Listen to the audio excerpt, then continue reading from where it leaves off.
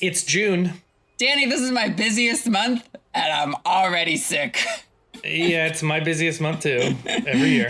Oh, gosh. It's a lot of people's busiest month, apparently, for a lot of queer people. And it goes all the way back to people's busiest month. This is like a massive month for queer history. Yeah, that's why it's Pride Month. That's right.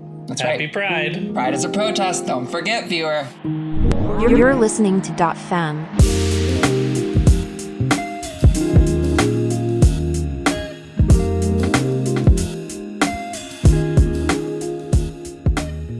Welcome to Dot Femme. I'm your host, Danielle Gonzalez. I'm Claire. And today we're going to be talking about Star. Ooh. Yeah. I've heard there's been a few groups that I've come across in Seattle who call themselves Star, and I really never knew why. So I'm kind of excited to learn more about Star and learn all about how this started. See what I did there? See, I totally did that on purpose. Oh yeah, good one. Yeah, I don't know if they're affiliated with this Star or if their name, means the same thing. I don't know, but.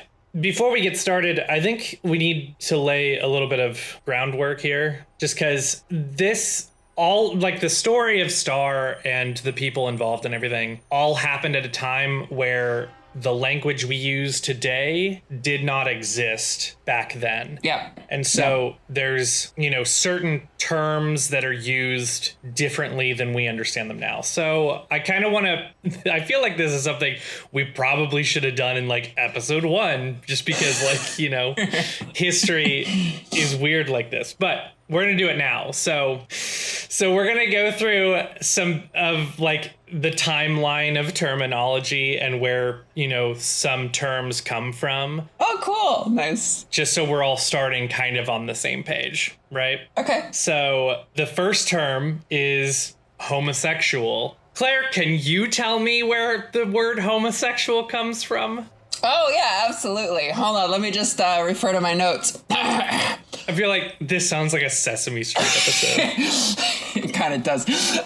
Coined by Carl Maria Kurt Benny? Yeah. Kurt Benny in a German pamphlet in 1869. So German pamphlet in 1869 arguing for the repeal of Prussia's sodomy laws. Yeah, so remember how back in episode 2 when we were talking about Magnus Hirschfeld, how he started the first LGBT organization in the world, and one of the first things that they did was they gathered a bunch of signatures to try and repeal some sodomy laws in Germany. Oh, right. Yep. Mm-hmm. This is, 30 to 40 years before that, this is the same sodomy laws. Wow. And there was a German, I think he was a philosopher and maybe a scientist, but I think he was a philosopher. He coined the term homosexual in 1869. That's where homosexual comes from. Mm-hmm. The next term, homophile, also coined by a different Carl. Homophile was coined by Carl Gunther Heimsoth in 1924. Mm-hmm. And the hope with homophile was to emphasize the romantic rather than the sexual aspect of same-sex relationships. Ah, wow. It was arguably an attempt to kind of, how might I describe this? Well, what are the labels that we use for sexual attraction, romantic attraction? What are the, when you're just learning about identity, what's the one that's oh, I'm only attracted to those who are intelligent? Sapiosexual? Sapiosexual. It feels like this homophile is kind of one of the first attempts at sub labels, Well, I think with the term homosexual emphasizing the sex part of it, it sort of reinforced this concept that homosexuals were perverted and sex maniacs, and homophile was this attempt to kind of cater to the pearl clutching sensibilities of the straights back then. Oh, it was a way to try and I don't know, sterilize the if that makes sense, Mm-hmm. Yeah. Which is kind of a reason that the Gay Liberation Front, which we'll talk more about next week, kind of had a issue with like Mattachine and Daughters of Bilitis. Like I said, we'll talk more about the term homophile when we do our episode about Mattachine and Daughters of Bilitis in a few weeks. But next term, and this is like the most important part of this conversation, the terms transvestite and transsexual. These were both coined by Dr. Magnus Hirschfeld. If you need a refresher on him, go back to episode 2. He coined this in early 1900s, like 1910, I think, when he was at the Institute for Sexual Science. And, you know, just as a reminder from episode 2, we talked a little bit about this, but back then, there was not a real distinction between trans folks and like, you know, very effeminate gay men or, you know, butch lesbians. Like it was seen that being trans was like a different flavor of being gay, but it was definitely tied to being gay, which today we now know it's not really the case. It's not really the same thing. I have to say that being transsexual or transvestite as a different flavor of gay is really gay, actually. I really enjoy that. That's kind of fun. I feel like I'm a different flavor of gay now, and that makes me happy. Sure. Yeah. Well, I think that's more my language than Dr. Hirschfield's. I'm not sure he ever said flavor of gay. That's a thing that I say. I like to describe things as different flavors, but that's just me. And then, you know, transgender didn't really show up until, there was an activist, Virginia Prince. We'll do an episode about her. God, I feel like that's the catchphrase of this podcast. We'll do an episode in the future. The Dot Femme podcast. We'll do an episode about that. There's a trans activist, Virginia Prince, who was known to use a version of the term transgender as early as like 1967. I believe the specific version she used was transgender role or transgenderist. I think she used both of those. The actual like modern definition of the word transgender that we know and think of and use today was really defined in like 1974 at the Transvestite and Transsexual Conference that was held at the University of Leeds. Ooh. And it was at this conference that like the modern definitions and the delineations between transgender, transsexual, and transvestite were sort of like clearly defined, and they were no longer interchangeable the way they once were. And that happened in 1974. That's a very important date to remember as we talk about the rest of this episode, because everything we're about to talk about happened before 1974.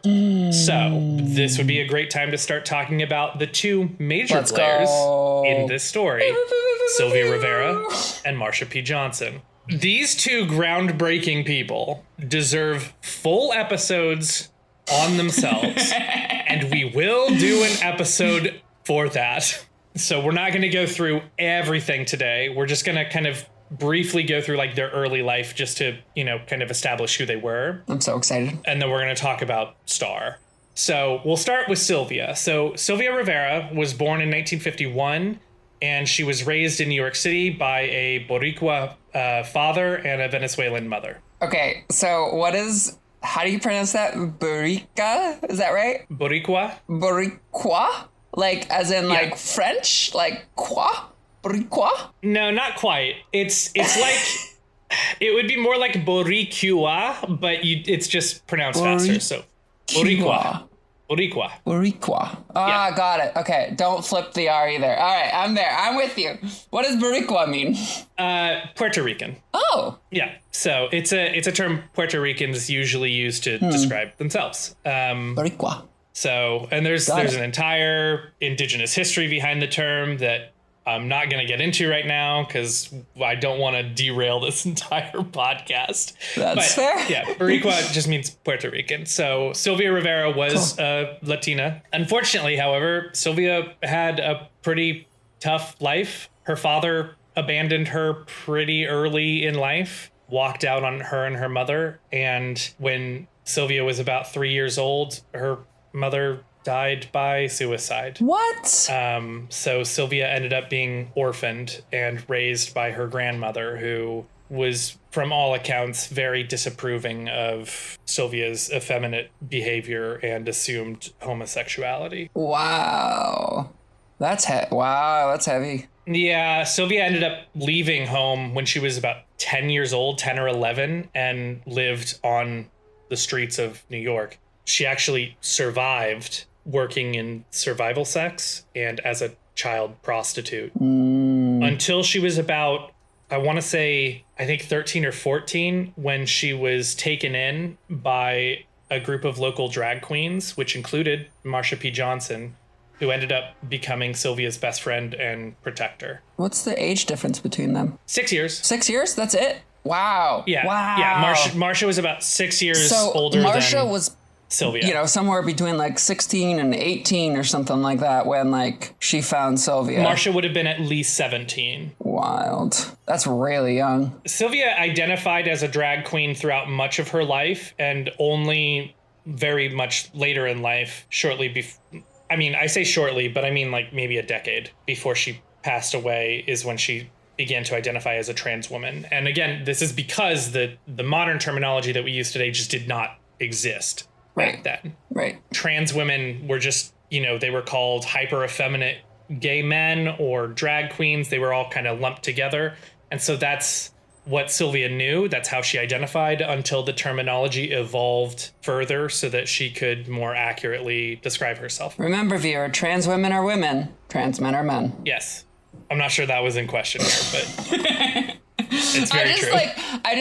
It's frustrating to me to listen to what you're saying. Like, trans women were just like super effeminate, like gay men. Like there was, it was just so part of like the times. It was just that's how trans women were viewed back then, and it's frustrating to listen to. That's all. That's true, but as we're about to see with Marsha, it's it's still a little murky here. So Marsha P. Johnson, our other significant player in this story, was born in 1945 in Elizabeth, New Jersey, so also, relatively close to New York. She was raised alongside 6 siblings in a religious family. In fact, in an interview towards the end of her life, she was quoted as saying... Oh, wait, can I read this one? Yeah, go ahead. I got married to Jesus Christ when I was 16 years old, still in high school. All right, Marsha was not from the deep south. She was from, like, New York State. Or New Jersey, I mean. Like, so... I got you. Sure, but yeah. Marsha actually remained very religious throughout her entire life. She was often, you could often catch her praying. And wow.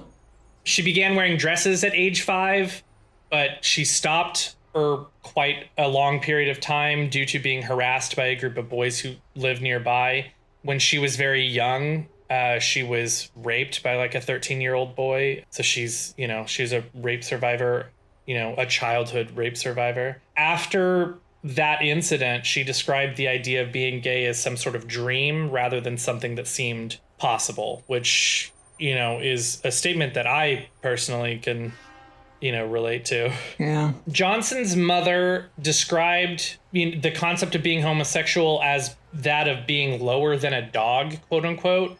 But at the same time, her mother also encouraged Marsha to find a, quote, homosexual billionaire, husband or boyfriend, to take care of them for life. So I don't approve of what you're doing, but if you're going to do it, be successful, I guess. At least find a rich gay man. Yeah, so, interesting. So Johnson dropped out of high school in her senior year and entered the U.S. Navy for about 6 months, during which time she earned her GED and was honorably discharged in 1963, after which she left for New York City at age 17, and she ended up settling in Greenwich Village. I had no idea she was in the Navy. That's crazy.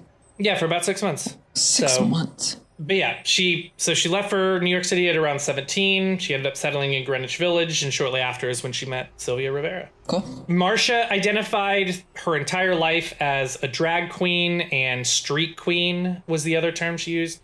She also identified as gay and a transvestite. Again, really kind of pointing to the fact that these terms were different back then. Yeah. She never, even though the terminology started to exist towards the end of her life, as far as I know, she never identified openly as a trans woman, but she did, as early as like the 1970s, she was taking, feminizing hormone therapy, and she was pursuing, GRS, bottom surgery. So, things that would point to her probably identifying as a trans woman, maybe, but she never used that language, which may have been out of habit. It may have been that she just hadn't heard that term yet, either way. But that's why I'm always hesitant to call Marsha a trans woman because she never identified that way. But she did use she, her pronouns, and, she was, trans in some regard, in modern sense, under the modern umbrella term of transgender. She, was trans. Right. This episode of Dot Femme is brought to you by our Patreon. Shocking, I know. You thought we had a corporate sugar mommy? Please. No, we're fully funded by listeners like you, which is both beautiful and a little terrifying. So, if you like what you hear, toss us a few bucks over at patreon.com/dotfemme. That's patreon.com/DOTFEMME. So, what is STAR? I don't know. Oh, good. I'm glad you don't know, because this will be a learning experience for you, I suppose. It will be. That was more of a rhetorical question, not one you had to answer, but I'm glad you did. So STAR stands for Street Transvestite Action Revolutionaries. Fuck yeah. In 1970, the Christopher Street Liberation Day Committee, which was the precursor group of the Gay Liberation Front, which we'll talk about next week, that they organized the first gay pride parade on the anniversary of Stonewall. Shortly after the first anniversary of Stonewall in 1970, they organized a series of fundraiser dances to be held at Weinstein Hall at NYU to raise money for legal, medical, housing support for the gay community. But like right before the first dance was supposed to happen, the venue canceled, even though it had already been pre-approved with the college and everything. They ended up canceling at the last minute. Oh, probably because they realized it was a gay organization that was hosting these, and then they were like, oh, wait a minute.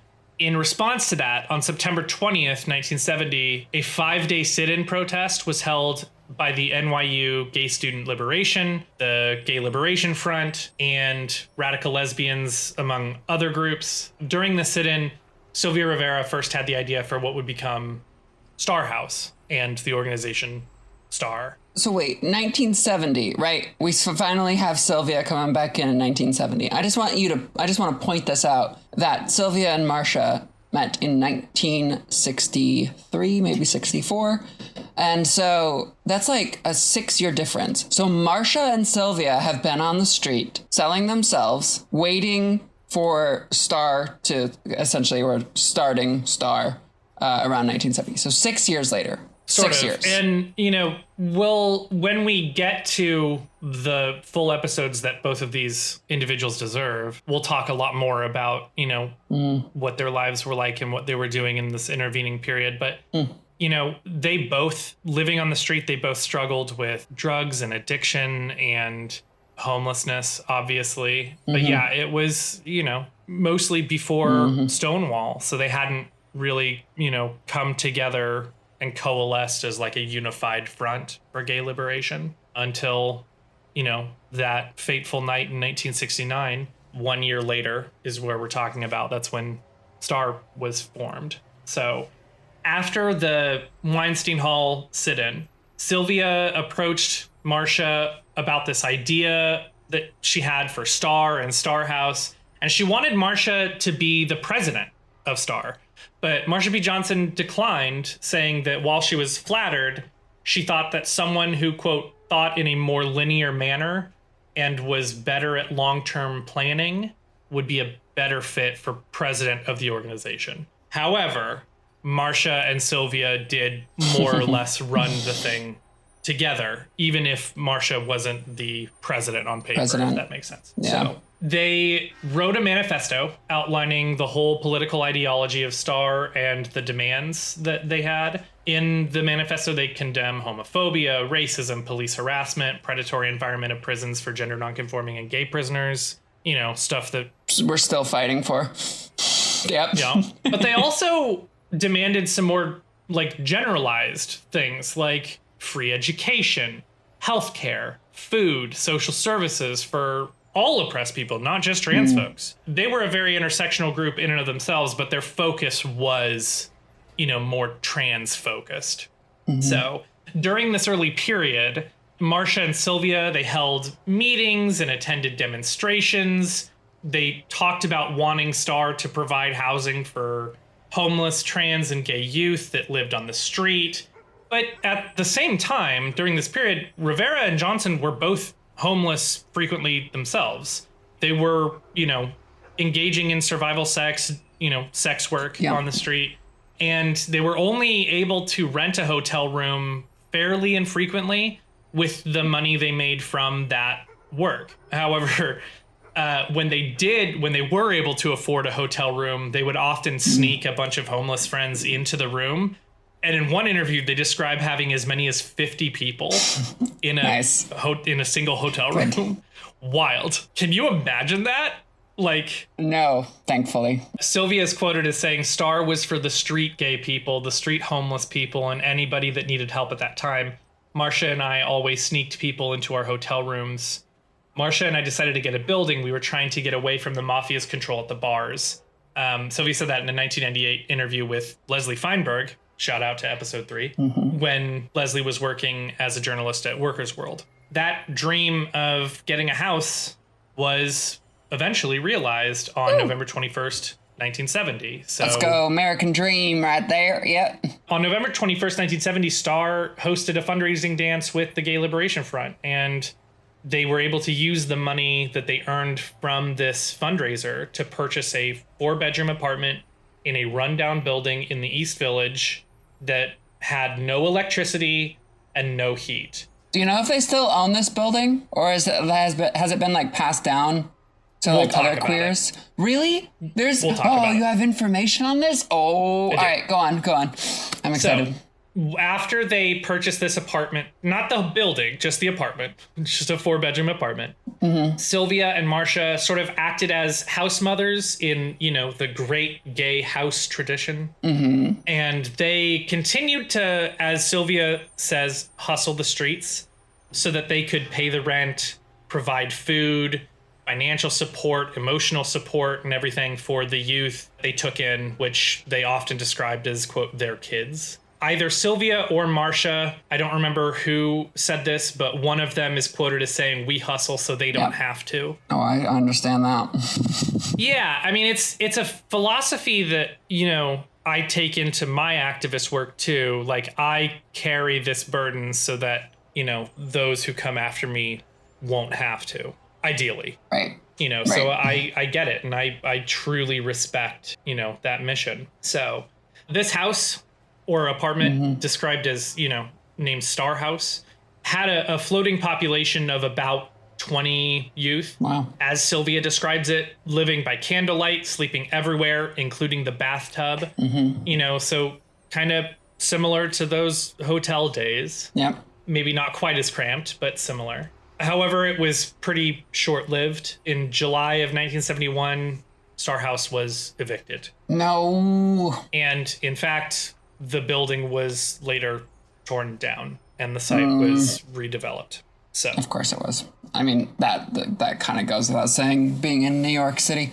It was New York. It was the East Village. So yeah. It's the Star House lasted about, I want to say 9 months, from like November to like July. After the end of Star House, the organization sort of tried to shift their focus less on housing trans and queer youth and more towards recognition for trans people within the gay liberation movement as well as society at large, kind of in response to this growing internalized transphobia that was happening within the gay liberation community. In 1971, Star joined other activist groups in supporting a campaign to pass Intro 475. Hey, Dany, what's Intro 475? I'm so glad you asked. Had you not asked, I wouldn't have told anyone.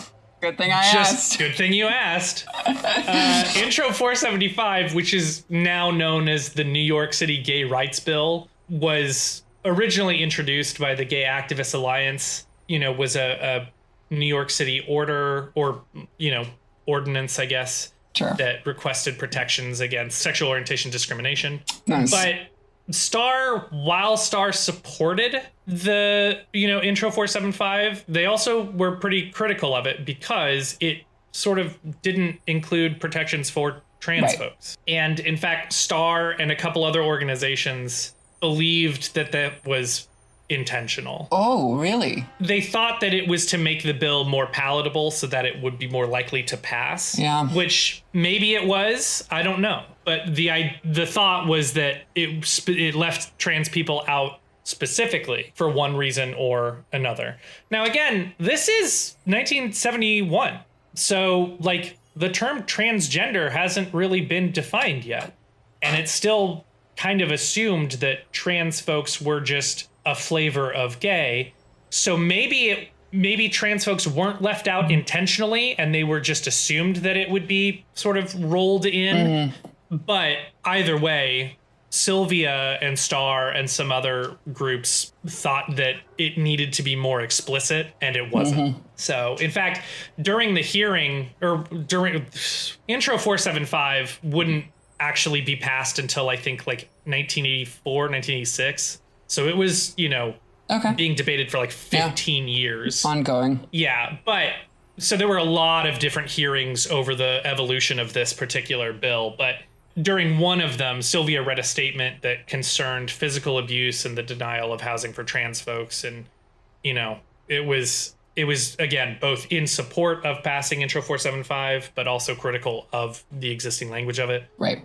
In 1972, Star stopped holding meetings and kind of saw a decline in demonstrations. And in 1973, Star splintered and kind of dispersed. Really? Yeah. Marsha P. Johnson attributes this to members of the group dying, either by drug overdoses or disease, from living on the street, or simply members just moving away from New York, which included Sylvia, who moved away from New York in 1973. She moved back north up to Tarrytown, New York, after the 1973 Liberation March, the infamous 1973 Liberation March.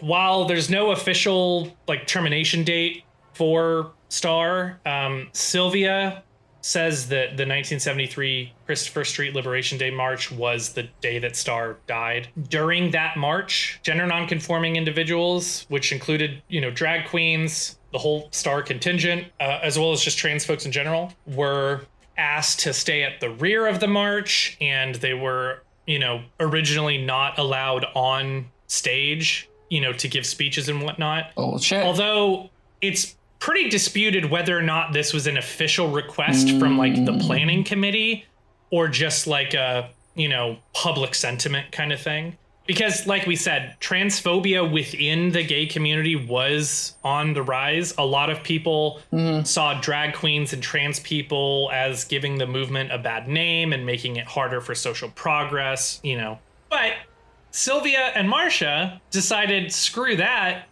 And they march at the front of the parade. Hell yeah, they did. Pure defiance of that. So, and then later that day, after the parade, once they've approached Washington Square Park, I think it was, where there's, they have the stage set up where people can come up and give speeches and whatnot. There was an activist, Jean O'Leary, who was a prominent lesbian activist who... She gave a speech that criticized drag queens and trans women. I mean, well, not trans women specifically. Again, remember, this is before the term transgender and the modern use of trans women as a term or an identity. But, drag queens and... Transvestites. Yeah, transvestites, hyper effeminate gay men, as it was viewed at the time. She, in her speech, described them as being... misogynist and demeaning and mocking of women, you know, kind of, you know, turfy. I was gonna say it. You beat me to it. Turfy. Yep. Total turf. So during O'Leary's speech, Sylvia and a friend, Lee Brewster, jumped up on the stage. They interrupted O'Leary's speech in a now infamous moment where Sylvia goes on this very emotional and heartfelt speech that culminates in this, you know, gay power chant, which we'll listen to right now, actually. Y'all better quiet down.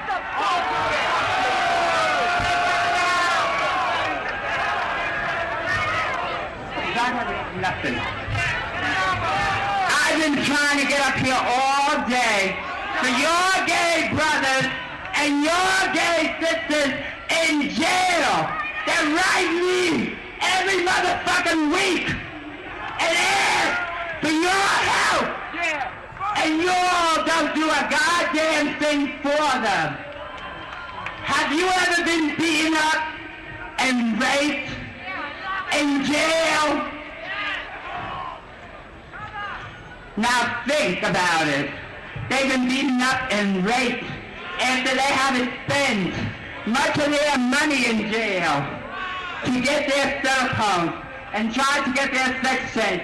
The women have tried to fight for their sex changes or to become women of the women's liberation. And they write STAR, not the women's group. They do not write women. They do not write men. They write STAR because we're trying to do something for them. I have been to jail. I have been raped and beaten many times by men, heterosexual men that do not belong in the homosexual shelter. But do you do anything for them? No, you all tell me to go and hide my tail between my legs. I will not longer put up with this shit. I have been beaten. I have had my nose broken. I have been thrown in jail. I have lost my job. I have lost my apartment for gay liberation. And you all treat me this way? What the fuck's wrong with you all?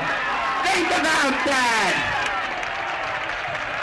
I do not believe in a revolution, but you all do. I believe in the gay power. I believe in us getting our rights, or else I would not be out there fighting for our rights. That's all I wanted to say to your people. If you all want to know about the people that are in jail, and do not forget Bambi Lamore and Dora Marks, Kenny Messner, and other gay people that are in jail, come and see the people at Star House on 12th Street, on 640 East 12th Street, between B and C, apartment 14. The people that are trying to do something for all of us, and not men and women that belong to a white middle class, white club. And that's what you all belong to. Revolution now! Give me a G! Give me an A! Give me a Y! Give me a P! Give me an O! Give me a W! Give me an E! Give me an R! Gay power! Louder gay power! All right. I've seen a lot of speeches in my day. Fuck, I'm a speech coach. Had you never seen Sylvia's Y'all Better Quiet Down speech? I've actually never seen it before. Wow. Yeah. That's incredible. That's a pretty infamous moment. That's incredible. Yeah. So it's, you know, you can hear just like the raw emotion in her voice when she gets to the end of that gay power chant. Yeah, it took everything. She put her whole soul into it. Yeah, it gives me chills every time I listen to it. So this moment kind of represented to Sylvia this moment represented a movement that had grown increasingly exclusionary of trans folks. She is quoted as saying, "We died in 73, the 4th anniversary of Stonewall. That's when we were told we were a threat and an embarrassment to women because lesbians felt offended by our attire, by us wearing makeup. It came down to a brutal battle on the stage between that year in Washington State Park between me and people I considered my comrades and friends." And so after that, Sylvia kind of packs up and leaves New York and steps away from the queer liberation movement for a while. And so Star kind of died there. I'm surprised that Star only lasted like 3 years, though. That's kind of... It was pretty short-lived. Yeah. I honestly thought it was a lot bigger and longer than that. But, I mean, well, I guess, like, it was big because, like, Intro 475 did pass, right? Like... Eventually, so like 15 they years probably later. had a huge push towards that. I mean, they absolutely did. But yeah, so it was very short-lived, but it like the impact of Star was disproportionately massive to how short-lived it was. You know, Star served as a model for future queer liberation organizations. It inspired like countless Star houses across the country, including a house called Transy House in New York City that was formed in 1995, where Sylvia Rivera would end up living briefly after she returns to New York in the mid-90s. Cool. So kind of coming full circle. You know, it's, I don't know. Star is pretty important. I mean, even more recently, in 2001, Sylvia briefly resurrected Star, changing the name from Street Transvestite Action Revolutionaries to Street Transgender Action Revolutionaries. Cool. In response to a trans woman who was murdered by 2 men in the street near the Port Authority bus terminal in, I think, the year 2001, might have been the year 2000. Sylvia resurrected Star to advocate for a transgender civil rights bill in the city and the state of New York. Kind of like Intro 475, but the version that she wished had been there all along. It seems like Sylvia was much more involved with Star, based upon this, like what we've learned today, than Marsha was. Well, yeah, I mean, Star was Sylvia's organization. Yep. Marsha was very deeply involved. But not the face of it. But Star was Sylvia. It was like Sylvia's idea. Sylvia was more or less the president of this organization. Sure. I don't know. I find the idea of Star pretty inspiring. Sure. I mean, you and I have often talked about opening like a bar or a coffee shop or something. Yeah, that safe space. I know, we should do that. If we ever do, I want to call it Star Bar. Well, before we go, I want to read the opening of Star's manifesto. Just because I think it rings true, especially today with the current environment and the current like fight that we're, going through.